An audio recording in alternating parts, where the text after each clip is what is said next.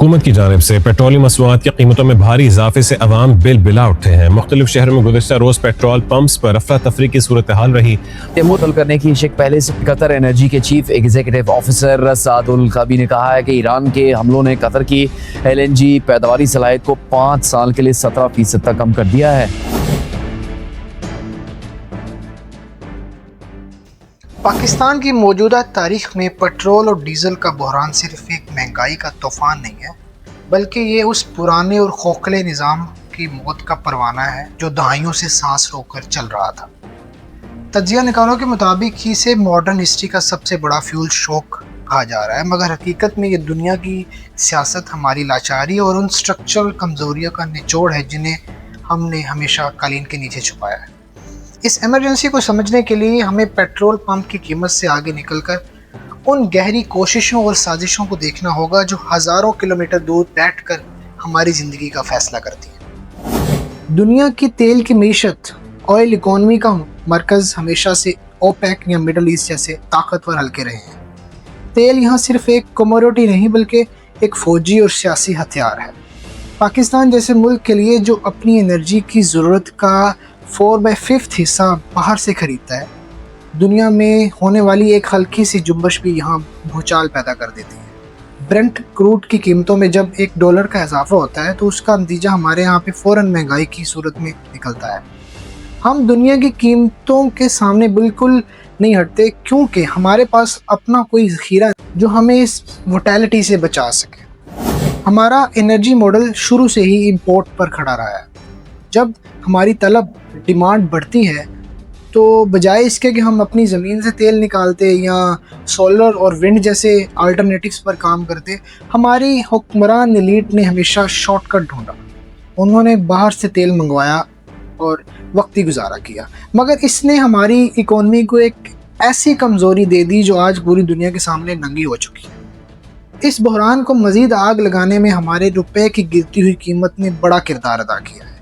تیل ہمیشہ $US میں خریدا جاتا ہے اور جب روپیہ ڈالر کے سامنے گرتا ہے تو تیل دنیا میں سستا ہونے کے باوجود پاکستان میں مہنگا ہو جاتا ہے۔ یہ ڈبل برڈن ہے، ایک طرف گلوبل قیمتیں اور دوسری طرف بے قدر روپیہ۔ مگر اصل قصہ ہمارے اندرونی نظام کا ہے جسے ہم سرکولر ڈیٹ یعنی گردشی قرضہ کہتے ہیں۔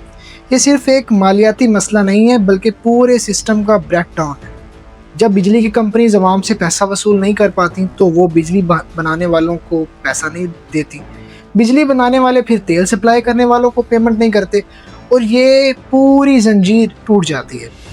یہ قرضہ آج سینکڑوں ارب روپے تک پہنچ چکا ہے جس نے ریفائنریز اور آئل کمپنیز کا گلا گھونٹ دیا ہے۔ جب سسٹم پہلے سے اتنا پریشر میں ہو تو باہر سے آنے والا ایک چھوٹا سا جھٹکا بھی پورے ملک کو لائن میں کھڑا کر سکتا ہے۔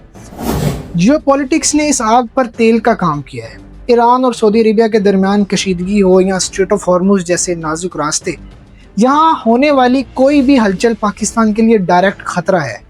ہماری فیول سیکورٹی در حقیقت ان راستوں کی محتاج ہے جو ہم سے ہزاروں کلومیٹر دور ہیں۔ جب سپلائی چین میں خلل آتا ہے تو ملک میں پیٹرول کی قلت اور ریشننگ شروع ہو جاتی ہے۔ پیٹرول پمپس پر لمبی لمبی لائنیں لگ جاتی ہیں۔ صرف لاجسٹکس کا مسئلہ نہیں ہے بلکہ یہ ہماری بے انتظامی اور خوف کی نشانی ہے۔ جب عوام کو لگتا ہے کہ تیل ختم ہونے والا ہے تو وہ پینک بائنگ شروع کر دیتے ہیں جس سے بچا کچا سٹاک بھی ختم ہو جاتا ہے۔ اس فیول ایمرجنسی کے اقتصادی نتائج ہمیشہ سنگین ہیں۔ تیل ہر چیز کی بنیاد ہے۔ جب پیٹرول مہنگا ہوتا ہے تو ٹرانسپورٹ مہنگی ہوتی ہے اور جب ٹرانسپورٹ مہنگی ہوتی ہے تو سبزی، پھل اور ہر ضروری چیز کی قیمت کو پر لگ جاتے ہیں۔ فوڈ انفلیشن عام آدمی کی پہنچ سے باہر ہو جاتی ہے۔ پاکستان کا تیل کا بل سالانہ درجنوں ارب ڈالرز تک پہنچ جاتا ہے جو ہمارے ٹریڈ ڈیفیسٹ کی سب سے بڑی وجہ ہے۔ جب ریزروز ختم ہونے لگتے ہیں تو ہمیں IMF جیسے اداروں کے سامنے ہاتھ پھیلانا پڑتا ہے۔ IMF کی شرائط ہمیشہ سبسڈی ختم کرنے کی کوشش ہوتی ہے جس کا اثر سیدھا اس غریب اور مڈل کلاس پر پڑتا ہے جو پہلے ہی پس رہا ہے۔ ایگریکلچر جو ہماری اکانومی کی رگوں میں خون کی طرح ہے وہ بھی ڈیزل کی محتاج ہے۔ ٹریکٹر چلانے سے لے کر اریگیشن تک ہر جگہ ڈیزل چاہیے۔ جب فیول مہنگا ہوتا ہے تو کسان کی کوسٹ بڑھ جاتی ہے اور کھیتی باڑی منافع بخش نہیں رہتی۔ اس سے نہ صرف کسان بدحال ہوتا ہے بلکہ ملک کی فوڈ سیکیورٹی کو بھی خطرہ لاحق ہوتا ہے۔ حکمران ہمیشہ سبسڈی دے کر عوام کو بہلانے کی کوشش کرتے ہیں اکثر، मगर ये पैसा हमारे पास है ही नहीं। जब ये सब्सिडी हटाई जाती है तो कीमतों का झटका इतना शदीद होता है कि आवाम में गुस्सा और बेचैनी बढ़ जाती है।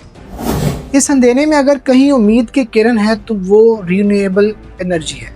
पाकिस्तान की ज्योग्राफी ऐसी है कि हम सोलर पावर से माला माल हैं। आजकल हर दूसरी छत पर सोलर पैनल्स नज़र आ रहे हैं, मगर ये अभी सिर्फ शुरुआत है। जब तक हुकूमत बड़े पैमाने पर इंफ्रास्ट्रक्चर और सस्ती फाइनेंसिंग नहीं देगी तब तक हम इस तेल की मोहताजी से आज़ाद नहीं हो सकते। 240 मिलियन लोगों का मुल्क सिर्फ इम्पोर्टेड तेल पर नहीं चल सकता। ये मौजूदा बहरान दर हकीकत एक वार्निंग सिग्नल है कि पुराना मॉडल अब मरने वाला है। एनर्जी सिक्योरिटी सिर्फ तेल मंगवाने का नाम नहीं है, बल्कि ये अपने पाँव पर खड़ा होने का नाम है। जिन मुल्कों ने अपने रिसोर्सेज को डाइवर्सिफाई किया वो आज ग्लोबल झटकों से महफूज हैं। पाकिस्तान अभी उस रास्ते की तलाश में है। ये क्राइसिस एक टर्निंग पॉइंट साबित हो सकते हैं, और अगर हमने अपनी कमज़ोरियों को तस्लीम कर लिया तो ये वक्त है कि एक संगीन तब्दीली का, क्योंकि अगर आज हमने अपना किबला दुरुस्त नहीं किया तो अगला फ्यूल शॉक इससे भी ज़्यादा ख़तरनाक हो सकता है। ये कहानी सिर्फ बढ़ती हुई कीमतों की नहीं है, ये हमारी मोहताजी और लापरवाही की दास्तां है। ये इमरजेंसी हमें याद दिलाती है कि जब तक बुनियादी मसाइल हल नहीं होंगे तब तक इस्तेहकाम सिर्फ ख्वाब रहेगा। अब फैसला हमारे हाथ में है कि हम इस दलदल में रहना चाहते हैं या एक नए और मुस्तहकम मुस्तकबिल की तरफ कदम बढ़ाना चाहते हैं।